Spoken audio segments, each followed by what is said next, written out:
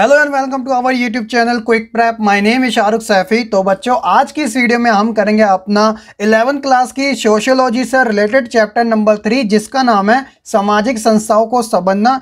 इनसे जुड़े ऐसे टॉप 20 क्वेश्चन जो एग्जाम पॉइंट ऑफ व्यू से काफ़ी ज़्यादा इंपॉर्टेंट है। प्लेलिस्ट में आप जाइएगा, फर्स्ट और सेकंड बुक दोनों ही सोशियोलॉजी की कंटेंट से रिलेटेड कंप्लीट करा दिए। और पीडीएफ नोट चाहिए तो टेलीग्राम ग्रुप जरूर ज्वाइन कीजिएगा, जिसका लिंक आपको कमेंट में और साथ ही डिस्क्रिप्शन बॉक्स में दे रखा है, तो आप आराम से डाउनलोड कर लेना। तो अभी हमारी ये एमसीक्यू की सीरीज चल रही है। उसके बाद हम करेंगे बच्चों अपने मेन लॉन्ग क्वेश्चन है और शॉर्ट क्वेश्चन है, उनसे जुड़ी सीरीज। तो बस आप बने रहिए हमारे साथ। चैनल पर नए हैं तो सब्सक्राइब करके बेल आइकन जरूर दबा दीजिएगा और वीडियो को अभी से लाइक कमेंट शेयर कर दीजिएगा, क्योंकि ये वीडियो होने वाली है काफ़ी ज़्यादा मज़ेदार। और क्वेश्चन की जो टाइप्स है वो सभी की सभी इंपॉर्टेंट है, कोई भी ग्रांटेड क्वेश्चन नहीं लेना। और एक दो क्वेश्चन मैंने पूछा भी है तो उनका आंसर आप मुझे कमेंट में जरूर बता देना। तो चलिए फिर शुरू करते हैं आज की इस वीडियो को। क्वेश्चन नंबर फर्स्ट है बच्चों की, एकाकी परिवार आकार में डैश होते हैं, तो क्या होते हैं? ऑप्शन देखिए, छोटे, बड़े, विस्तृत या फिर व्यापक। तो आप जानते हैं कि एकाकी परिवार जिन्हें न्यूक्लियर फैमिली कहा जाता है, तो ये बच्चों आकार में छोटे होते हैं, जिसके अंदर मम्मी पापा और उनके बेटा बेटी शामिल होते हैं। क्वेश्चन नंबर 2 है कि अंतः विवाह में विवाह किए जाते हैं। ऑप्शन देखिए, जाति के अंदर ही, जाति के बाहर, ए और बी दोनों यानी अंदर बाहर, या फिर नन ऑफ द अबव। तो इसका जो करेक्ट आंसर है अंत्य विवाह से जुड़ा हुआ ऑप्शन जो है वो है आपका ए। तो करेक्ट आंसर है कि अंत्य विवाह जाति के अंदर ही होते हैं। अगर ऑप्शन बाह्य विवाह से रिलेटेड होता तो वो जाति के बाहर संभव है, तो आप ये याद रखना। क्वेश्चन नंबर 3 है कि रक्त संबंधी नातेदारी की पहचान करनी है आपको। ऑप्शन देखिए, जीजा, साला, पुत्र और ननन। तो बच्चों इसमें से एक जो ऑप्शन है वो ऑड है और वही इसका आंसर भी है। देखिए, जीजा, साला और ननन ये कौन सी नातेदारी होती है? विवाह वाली, यानी कि जो शादी के बाद जो बनती है। लेकिन पुत्र वाली वो रक्त से यानी खून से जुड़ी होती है। तो इसलिए इसका जो करेक्ट आंसर है वो है आपका ऑप्शन नंबर सी। अब हम बात करते हैं क्वेश्चन नंबर 4 के बारे में कि विवाह संबंधी नातेदारी की आपको पहचान करनी है। तो इससे पहले हमने ब्लड वाली करी थी, अब हम विवाह संबंधी। ऑप्शन देखिए, चाचा, ताऊ, दादा या फिर ससुर। तो इसी तरह इसके अंदर जो 3 कॉमन है, चाचा, ताऊ और दादा, ये रक्त से संबंधित है। और जबकि जो ससुर है वह विवाह संबंधी नातेदारी में आते हैं, क्योंकि शादी के बाद सास ससुर जो होते हैं लड़के के और लड़की के, तो वो विवाह वाली में आ जाती है कैटेगरी। तो इस हिसाब से ऑप्शन नंबर डी इसका करेक्ट आंसर है। क्वेश्चन नंबर 5 है कि the Protestant ethic and the spirit of capitalism ये किसने लिखी थी? तो बच्चों एग्जाम में एक ना एक क्वेश्चन बुक से रिलेटेड आ ही जाता है कि उनके ऑथर का आपको नाम बताना है। यहां पर ऑप्शन की बात करते हैं, Karl Marx, Durkheim, Max Weber या फिर जॉन लॉक। तो सिंपल सा इसका आंसर है option number C, Max Weber के द्वारा ये किताब लिखी गई थी। तो आप जरा याद रखना। क्वेश्चन नंबर 6 है कि दो व्यक्तियों के बीच सामाजिक रूप से स्वीकृत और स्वीकृत यौन संघ के रूप में जाना जाता है। तो ध्यान देना, सामाजिक रूप से बात की जा रही है। ऑप्शन है परिवार, शादी, नातेदारी या फिर रिश्तेदारी। तो बच्चों अक्सर जो इसके अंदर कंफ्यूजन क्रिएट होती है वो है परिवार और शादी। लेकिन यहाँ पर दो व्यक्तियों के बीच सामाजिक रूप से स्वीकृति तब मिलती है जब शादी की जाती है, क्योंकि शादी के बाद ही तो परिवार बनता है। और जब परिवार का निर्माण होता है तो नातेदारी, रिश्तेदारी अपने आप बन जाती है। तो आप ये याद रखना। तो पहली जो चीज है वो शादी है, तो इस हिसाब से ऑप्शन नंबर बी इसका करेक्ट आंसर है। क्वेश्चन नंबर 7 है बच्चों की शक्ति का वैध स्वरूप क्या है? ऑप्शन देखिए, सत्ता, प्रभुत्व, राजनीतिक दल या फिर लोक हितधारी दल। तो इसका भी काफी सिंपल सा है, जब मैं आपको चैप्टर समझा रहा था तो सत्ता जो है वो शक्ति का वैध स्वरूप है। तो आप ये याद रखना, option number A is a correct answer. Question number 8 देखिए, ग्रामीण परिवार आकार में कैसे होते हैं? मध्यम, लघु, दीर्घ या फिर एकल। तो बच्चों इसका सिंपल सा आंसर है, ग्रामीण परिवार की जब बात आती है तो ये आकार में बड़े होते हैं। तो इस हिसाब से ऑप्शन नंबर सी, दीर्घ, इसका करेक्ट आंसर है। जब मैं आपको एकल परिवार के बारे में समझा रहा था और सामूहिक परिवार के, तब इसका अंतर मैंने आपको अच्छे से बताया था, क्योंकि ये रिलेटेड है, ग्रामीण परिवार और नगरीय परिवार से संबंधित है। क्वेश्चन नंबर 9 है कि नगरीय परिवार आकार में कैसे होते हैं? तो सेम ऑप्शन है मध्यम, लघु, दीर्घ या फिर एकल। तो correct answer option number B है, लघु होते हैं यानी छोटे होते हैं। कुछ बच्चों को एकल भी लगता है, तो जी हाँ एकल भी हो सकते हैं, लेकिन यहाँ बात आकार की हो रही है, छोटे या बड़े की, तो इसलिए स्पेशली जो इसका आंसर होगा मुख्य तौर पे वो ऑप्शन नंबर बी है, लघु होते हैं। क्वेश्चन नंबर 10 है कि वह परिवार जिसमें संबंध जो होते हैं वो गहरे देखने को मिलते हैं वो मुख्य तौर पे क्या कहलाते हैं। ऑप्शन देखिए, विस्तृत, सामूहिक, एकल या फिर ए और बी दोनों, यानी विस्तृत और सामूहिक। तो बच्चों आप सोशियोलॉजी पढ़ रहे हो, तो उसके अकॉर्डिंग जो इसका परफेक्ट आंसर बैठता है मुख्य तौर पर एकल परिवार, जिसे हम न्यूक्लियर फैमिली कहते हैं, और इसे एक और नाम से जाना जाता है जिसे केंद्रीय परिवार कहा जाता है, जिसके अंदर माता पिता और उनके बेटा बेटी शामिल होते हैं। तो ये आप याद रखना, इनके अंदर जो संबंध होते हैं वो काफी क्लोज वाले होते हैं, यानी नजदीकी देखने को मिलते हैं।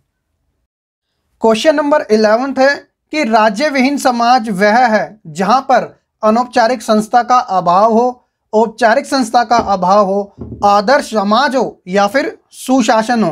तो इसका क्या होना चाहिए करेक्ट आंसर? जी हाँ, ऑप्शन नंबर ए जो है इसका करेक्ट आंसर है। अनौपचारिक संस्था का अभाव जहां पर होता है तो वह समाज राज्य विहीन होता है, जहां पर जो हालात होते हैं वो सही नहीं होते। आदर्श समाज और सुशासन की तो दूर दूर तक बात की नहीं जाती। तो ये आप याद रखना, ऑप्शन नंबर ए इसका करेक्ट आंसर है। क्वेश्चन नंबर 12 है सिर्फ आप बच्चों के लिए, तो इसका आंसर आप मुझे कमेंट में जरूर बताना कि भारत के किस राज्य में बहुपति विवाह देखने को मिलता है। बहुपति विवाह का मतलब होता है कि जहां पर औरत जो है एक से अधिक पतियों से शादी करती है। तो ये प्रथा भारत के अंदर है। आप मुझे कमेंट करके बताइए किस राज्य के अंदर है।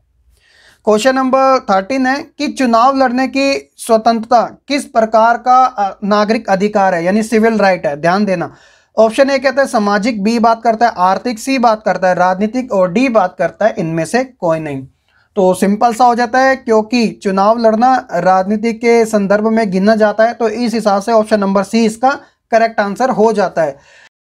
क्वेश्चन नंबर 14 देखिए कि धर्म की विशेषता है जहां पर धार्मिक व्यवहार अच्छा हो, श्रेष्ठता की भावना हो, अनुष्ठान या फिर समारोह हो, और डी बात करता है कि ऑल ऑफ द अबव।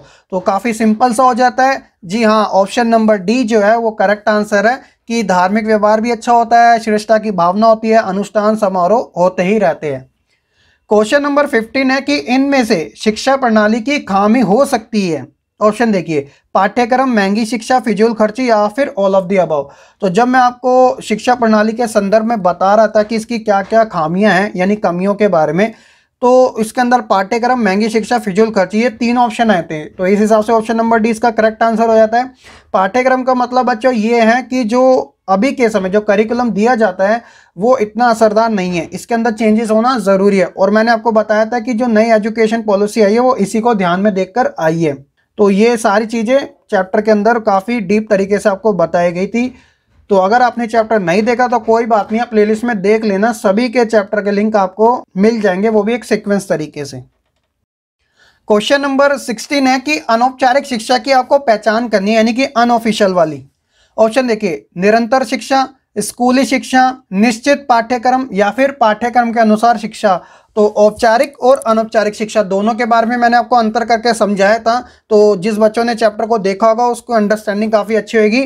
तो ऑप्शन नंबर ए जो है निरंतर शिक्षा जो है वो अनऑफिशियल शिक्षा की पहचान है, क्योंकि निरंतर शिक्षा जिंदगी भर चलते ही रहती है। आपको आपके पड़ोस से, समाज से और हर उस व्यक्ति से आपको ये शिक्षा मिलती ही रहती है।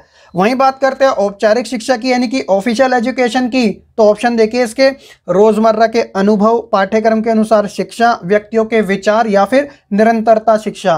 तो इसलिए इसका जो करेक्ट आंसर है वो है बच्चों आपका ऑप्शन नंबर बी, पाठ्यक्रम के अनुसार शिक्षा ही ऑफिशियल एजुकेशन कहलाती है।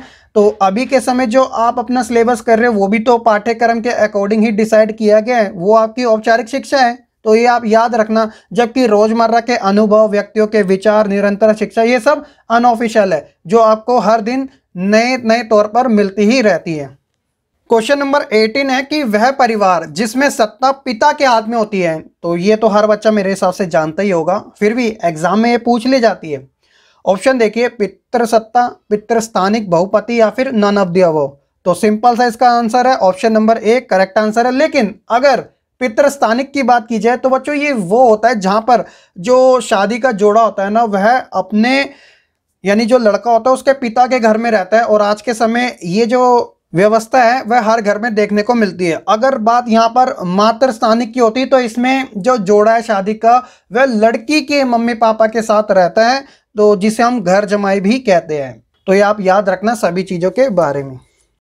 अब बच्चों यहाँ पर 19वां और 20वां क्वेश्चन आता है, जरा ध्यान से समझना, जो कि अनौपचारिकता के साथ और औपचारिकता के साथ जुड़ा हुआ है। तो सबसे पहले हम क्वेश्चन नंबर 19 की बात करते हैं कि निम्न में से सामाजिक संस्था को पहचानना है आपको जो कि अनौपचारिकता के साथ जुड़ी हुई है। तो स्टार्टिंग में इसका जिक्र आ गया था जब आपको चैप्टर समझाया था, क्योंकि चैप्टर का नाम भी सामाजिक संस्था ही है। ऑप्शन देखिए, नातेदारी, शिक्षा, परिवार या फिर कानून। तो यहाँ पर उनका आंसर दे रखा है, उनमें से आपको करेक्ट पहचानना है कि कौन सा हो सकता है। जैसे कि फर्स्ट वाला बात करता है कि ए और सी दोनों हो सकते हैं, केवल डी और बी ही हो सकते हैं। ए बी सी सही है लेकिन डी गलत है, और वहीं पर ए बी सी डी सभी के सभी राइट है।